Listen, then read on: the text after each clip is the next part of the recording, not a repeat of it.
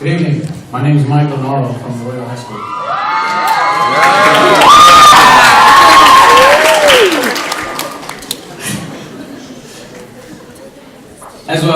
As we continue looking for alternative solutions, we made an effort to find items that we felt logical during these times, and also wanted to include items that have smaller potential savings, taking on nickel and dime approach where every dollar counts. The next alternative solution is to institute a strict district-wide hiring freeze. Even if savings are not determinable, wouldn't a hiring freeze be a smart practice in our current financial situation? We feel that eliminating any conferences that require more than $500 in total expenses would be another alternative solution. The potential savings may seem small at $25,689, but again, every saved dollar counts. Has the board considered not approving conferences?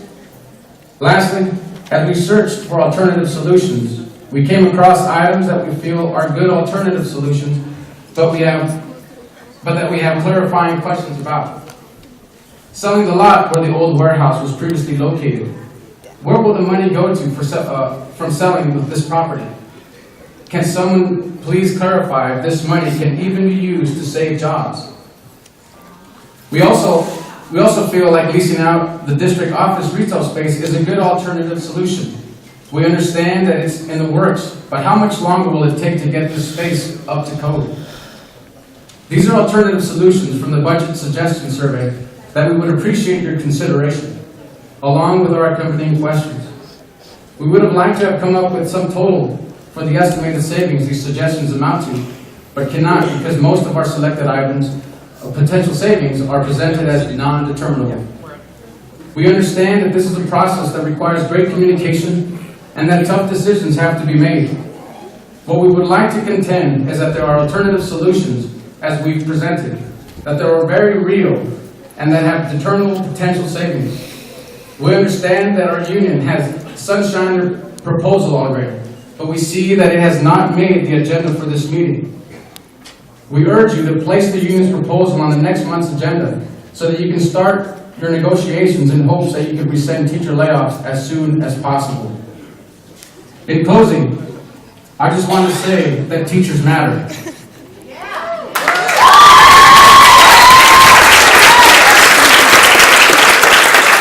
And Mr. Serrano, as I've been reading report after report after report to inform myself on what is going on right now, I keep reading every student, every minute, every day.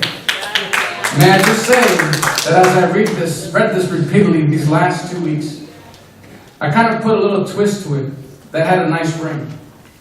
Every student, every teacher, every minute, every day.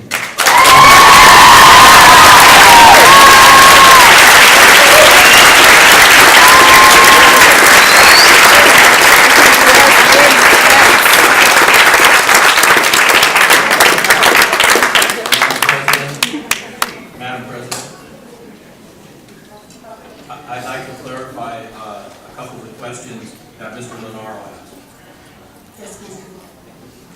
First, the issue with the retail space. We have been trying to push that. The issue is we can't rent that space out until the Division of State architect clears this building. So as soon as that happens, we're ready to go. But we're at the mercy of the Division of State architect. You asked about the lots. We've started the process on that. That will be a fairly lengthy process because the developers that we're working with will need to be working with the city and get permits and things like that. So that will be an incremental process. We do plan to utilize that money to invest in income-producing property that will go into help offset different expenditures and costs for the district, which should be able to help our general fund in the long term. Unfortunately, the county does not let us count income that we don't have yet. So we're aware of that, we're working on it, it's just not to the point where it's come to fruition for us yet. So all those things are in the works. Good evening, board. I'm Terry Colton. I teach English and speech and debate at Arroyo High School. We're going to hear a lot of doom and gloom this evening, but I would like to tell everybody here that there's a way out of this dismal swamp that we've created.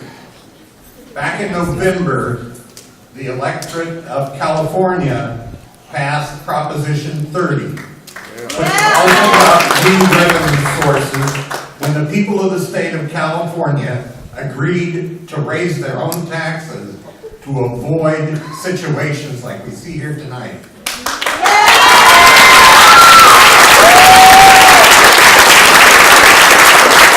I'd also like to remind this board that this board failed to endorse Proposition 30.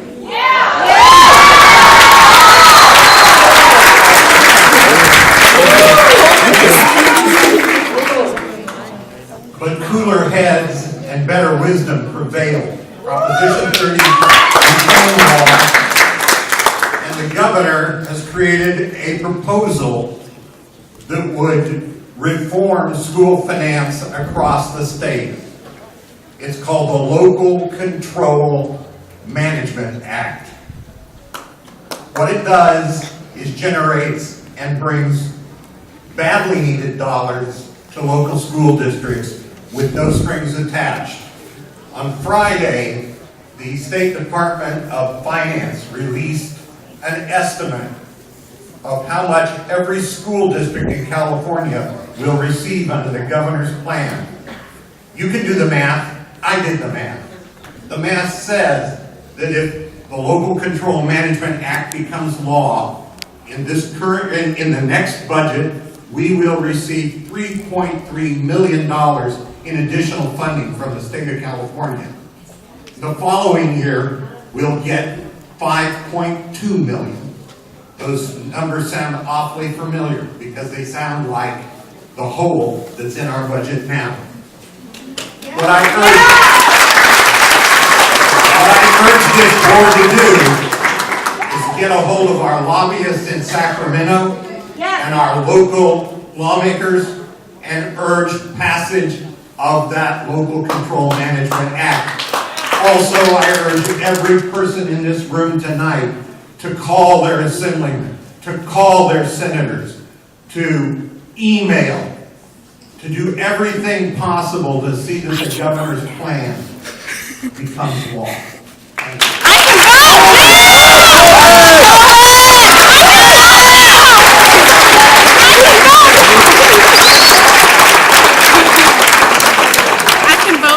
Good evening, board. My name is Jessica Chavez, and I teach physical education at Arroyo High School for the past 4 years. And this year was my first year as head varsity soccer coach. I have been fortunate to work with a team that has committed themselves to a program and their academics, even if they had to hit the fence. Most importantly, I am proud that we created such a strong bond like a family, which I believe was what helped us make school history. My girls went up against some very competitive schools and on occasion were trailing in games, but they fought and dug deep, and overcame. The girls battled their way through league. They continued to work hard and became 2013 Mission Valley League champs. After winning league, the girls continued to work hard and pursue our dreams to do further than any soccer team in Arroyo history. As we pushed through each round, we started to feel a little closer to that dream. And on March 1st, 2013, we made it to the championship round. Although falling short in the championship game, these girls battled every minute they were out there. I am truly proud of you girls.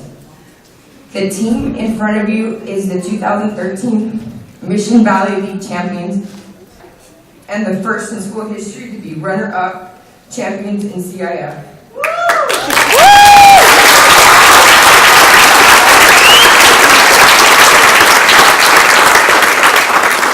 I will forever carry this team in my heart, and I continue and only hope that I would be given the opportunity to teach and coach them next year at Arroyo High School, as I have just received pink slip on Monday. Thank you for your time.